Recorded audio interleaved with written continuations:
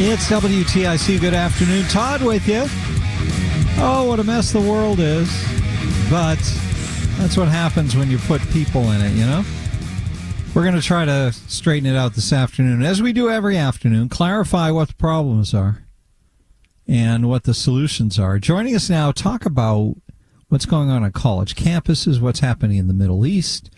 It's a big story. It's not one we have firsthand experience with, really, as Americans. We just don't know that much about the Middle East. We certainly spend a lot of money there supporting Israel and take a lot of risk supporting Israel, but they're our ally. We've supported them for a long time. And yet there are others, there are people here who want us supporting the Palestinians as well, and that makes life kind of complicated politically. Joining us to talk about it is Tahmineh Dehbozorgi. She is a law student at George Washington University Law School. She comes to us via Young Voices. Tahmineh, thank you for being here again. Thank you so much for having me. So tell us what's going on right now with the concern for Palestinians and how we weigh that against concern for Israel and also maintaining peace in the Middle East. Well, this is a historical war that has been going on in different shapes and forms, and we see culminations of it almost like a volcano erupting once a while in the region. And what is really interesting about the Israel-Palestine conflict is that it has become a proxy battleground between some of the other players in the region that want to fight with the United States, pretty much. So what you're seeing right now might look like this is a battle between Israel and Palestine, but what it actually is, it's a battle between United States, Western Bloc, and still Russian allies, the Eastern Bloc. So Palestine is not alone in this fight. They're actually being supported and funded by regimes such as the Islamic Republic of Iran, which also funds Hezbollah. And on the other side, you see the United States supporting our allies, Israel. And you see some Arab nations that fall on both sides of this fight. So that's why this is a very complicated situation. So let me go back to this idea of a proxy war, because I think it gelled in my mind in a way it hadn't before. We hear that phrase all the time. It gets used on a regular basis, proxy war. And I think of that as meaning that somebody is fighting, like somebody wants to harm us in some way or send us a message. They can do that by attacking an ally of ours, say, and that's a proxy war.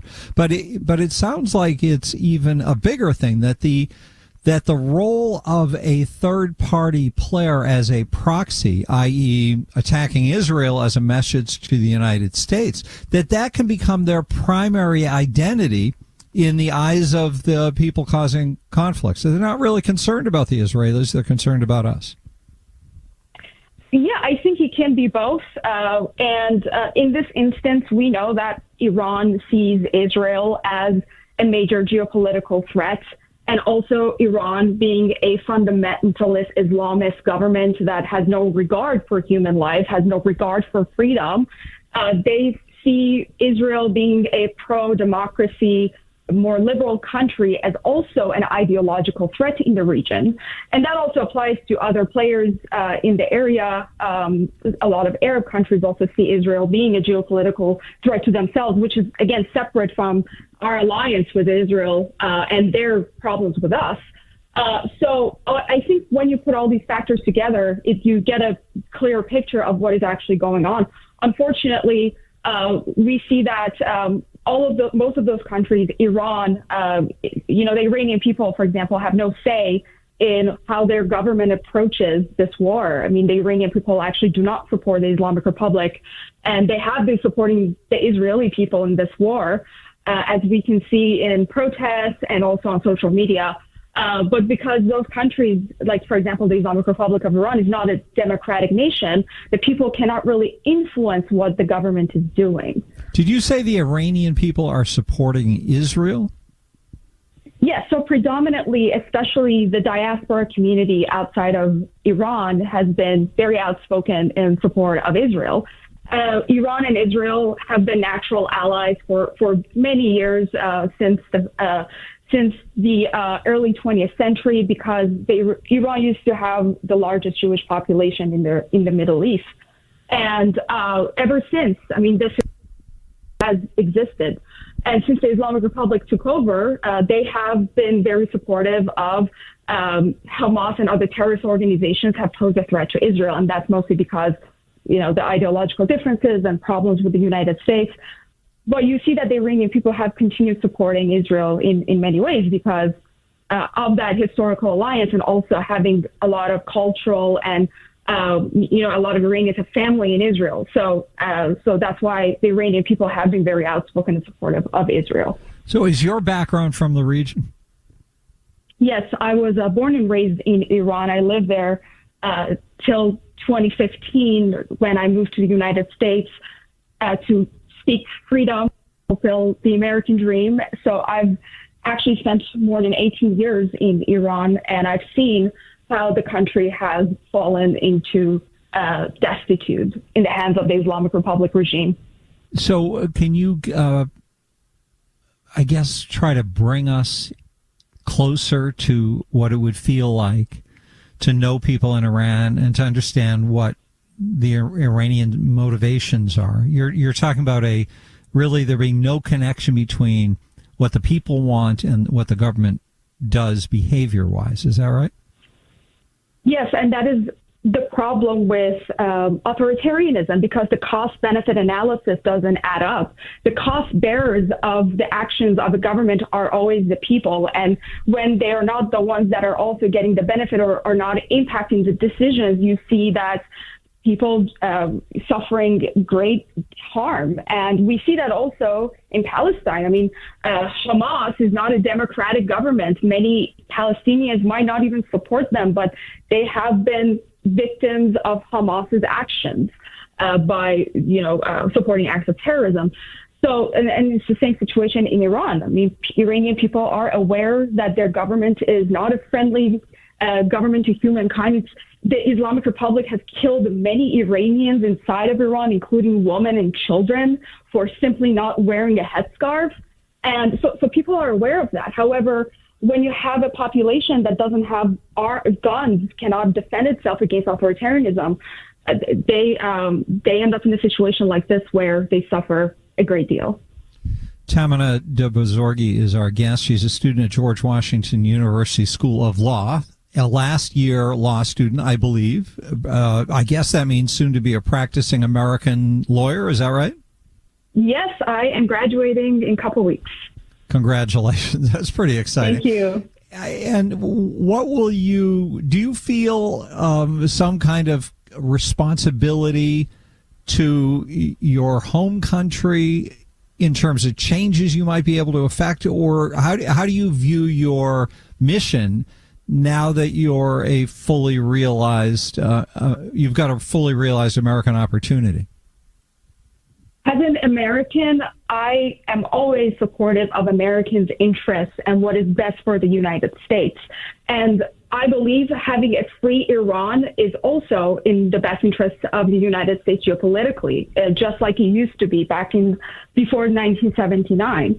And I believe my duty as an American is also educating Americans, especially young people, on dangers of losing your freedom, dangers of authoritarianism that can happen. I mean, Iran used to be a progressive liberal nation and was moving towards that direction. However, we saw what happened in 1979 when Iranian people lost their freedoms. And here we are 40 years later. Iran is no longer a prosperous country as it used to be. And I think there's a lot to be learned here. I think our founding fathers really saw the dangers of such a system of governance, and that's why they came up with this brilliant system in our Constitution. So, and I also believe... Yeah, I'm sorry to interrupt, but I want to keep you focused on that part. So if you look at our founding fathers, and as brilliant as they were, I agree with you, they also, I think, realized that what they were handing off to the people to carry forward into posterity, that it was precarious. And we don't treat it like it's precarious. We treat it like it's stable and locked in place. And yet for me, when I look at us, and I think a lot of people feel this way, you look at America today and it's not what it was intended to be. We now have a huge centralized bureaucratic government that squanders ridiculous amounts of money, like totally squanders. We have been in the post-World War II era the most productive, wealth-creating country in the history of mankind, and all that wealth is gone. And it's not just that we're broke, but we're in debt, trillions and trillions of dollars. And now our politics seems taken over by a mentality of the government should just give us money. And the government does just give us money, even if the money doesn't exist, and it means running up our debt higher. So how do you look at all that and jibe that with what you know America is supposed to be? Well, the United States is not an autocracy. We have democratic and also undemocratic checks on the power. And I believe our duties as voters, as Americans, is to actually hold our decision makers and our leaders accountable. We have the power to do that. I mean, people in Iran literally cannot do that. There's no democratic levers. And that's why the founders wanted to make sure that, you know, if it's a republic, if you can keep it, and our duty is to ensure that. And even if that means getting rid of a politician or district that is not fiscally conservative, does not respect the government, does not respect the Constitution, that duty falls on us as voters. Maybe we shouldn't vote for a president who has no regard for national security, sacrifices wokeness over America's interests. And as voters, I think we should pay more attention to that. And that's why I tell young people to pay attention, take their lessons in civics and history seriously, because it has happened in the past and it can happen. But Tahmineh, what is the difference between our system of government and, say, the Iranian government, if the goal of a government is to be able to have endless amounts of power and to be able to use that power and the finances of the nation any way they see fit? The Iranian leaders get to do that through their sheer belligerence and disregard for democratic principles. And our government has just figured out how to trick us into thinking that having a form of government that isn't ours is just fine. So I agree with you that the infrastructure is still in place, that were we to seize it and take control of our country back, that we could do that. But I don't know that people are sophisticated enough to understand what's happened to us and to realize the need to do that. But as you said, that's not a problem with the system that our founders have put in place, which exists today. It's the problem with the personnel, and personnel is always policy. So if you want to effectuate policy, you have to fix your personnel and make sure they actually respect with those values. And that's why we have those democratic levers in our Constitution. Yes, but since they depend on us to operate them, and we don't hold up our end of the bargain. And so given that we don't hold up our end of the bargain, and now and the ruling class tricks us into thinking things aren't as they were constructed, that we shouldn't be turning our noses at the idea of being given things by the federal government.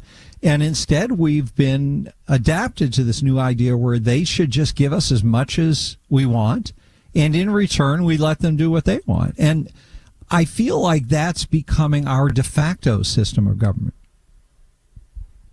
And I see that a lot of young people have been subscribing to that idea. And I always tell them, when the government wants to take away your economic power, that's how you also lose your social freedom. That's exactly what happened in Iran, where governments promised free things and wanted to give people free things. And over time, they had to take over the market, and they did. And that's how people lost their social freedoms. I mean, the Islamic Republic leaders didn't come telling women that we are going to force you to wear a headscarf. We kill you if you don't. We're not going to let you go to college.